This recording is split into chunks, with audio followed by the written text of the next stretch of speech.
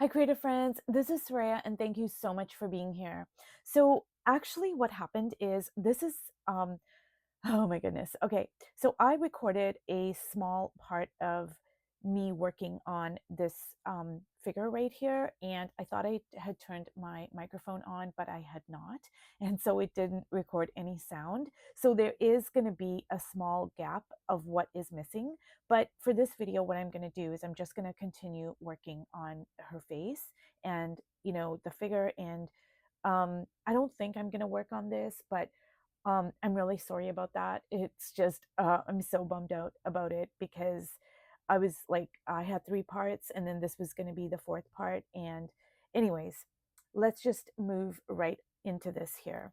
So I applied some of the yellow to the background. I worked on her facial features a little bit, and I think I'm going to add another layer because I want the background to be completely opaque. And when I first started working on um, in this composition notebook with the tea bags, I thought that maybe I could rip up the pieces of the page and use it as collage in my art journals. But now I've become so emotionally invested in the piece, like I don't want to cut it up, and I don't think I could cut it up now. And see, this is just my experimental kind of a composition notebook. So whether even though there are some figures here, whether it's like I saw a prompt in a magazine, or I'm working on a color palette, or maybe I'm trying out new materials. So this is kind of like just my, I'm just going to try out new things type of book. But now I'm thinking about, what can I do with this to like incorporate it into something a little more permanent, like maybe an art journal or a junk journal or something like that. But anyways, diving right in here, I am going to continue working on her eyes, and I'm going to try not to get too fussy here. And whenever I say I'm not going to get fussy with the face, I end up getting really fussy with the face. It's really strange.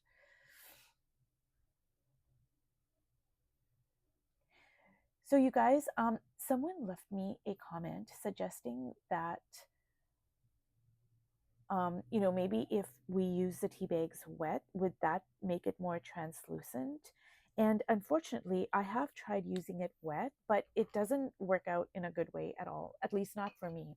Because what happens is the bags are really fragile to begin with, but when they're wet, they become even more fragile, and they tend to rip and tear in ways that I don't really want. And what I mean by that is, like, if I want to rip it, I know, okay, I'm going to rip it for this dimension and I'm using it for this purpose. But when I wet it, it just rips in places like I'm not really wanting it to rip like that.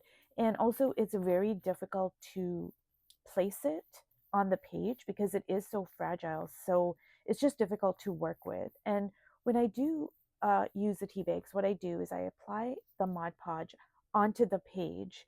Then I put my tea bag over top of the Mod Podge, and then I add another layer of the Mod Podge to seal it. And then I allow it to completely dry. And just the act of putting the Mod Podge over it, it does strengthen the tea bag a little bit, because now, it has the glue over top of it. But I just recommend that you guys like experiment and try things out for yourselves and see what works for you. I just know for me that doesn't really work.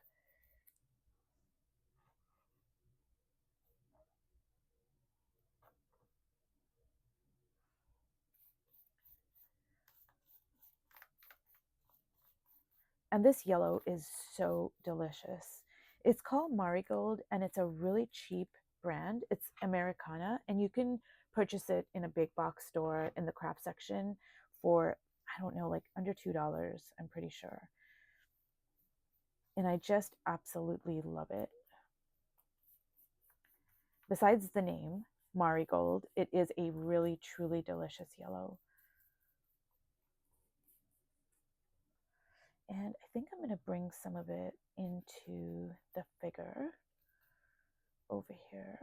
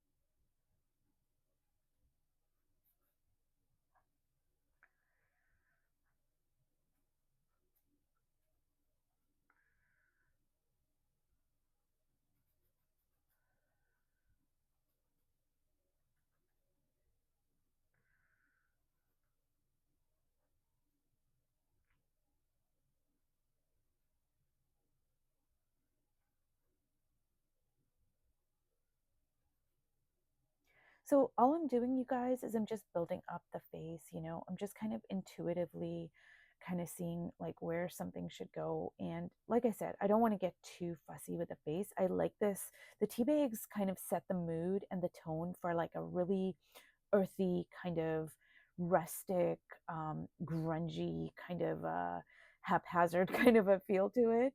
And I want to kind of retain that. So I want to kind of incorporate that part of the tea bag as well as the texture, like just that kind of feel to it. And I think I'm just going to add some dots here. I'm just kind of feeling it. And this is right over the tea bag. So what I did is I used some of that Thai mulberry paper with those graphic circles, the black against the white. And then over top of it, I put the tea bag. And that's a great thing about these tea bags is they are translucent. So you can just add them on top of so many different things.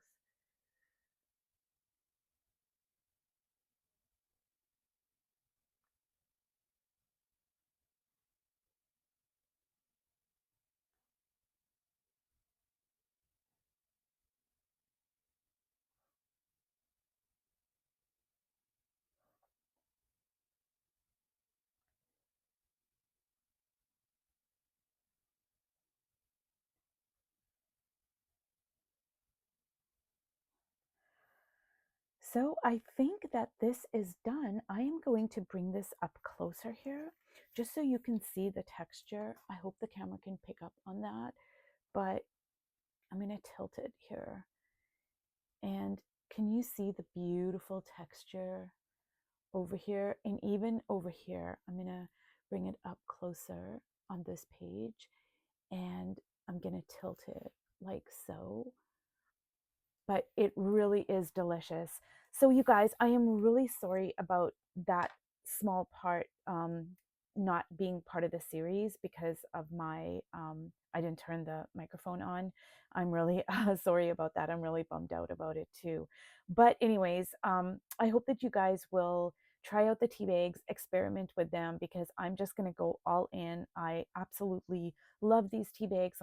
I've been putting them in my cardboard books and art journals, and I'm just going to continue experimenting with them and see where they go because they really are exciting and interesting to me, and I just love using them. So thank you so much for watching, and I will see you in my next video. Bye.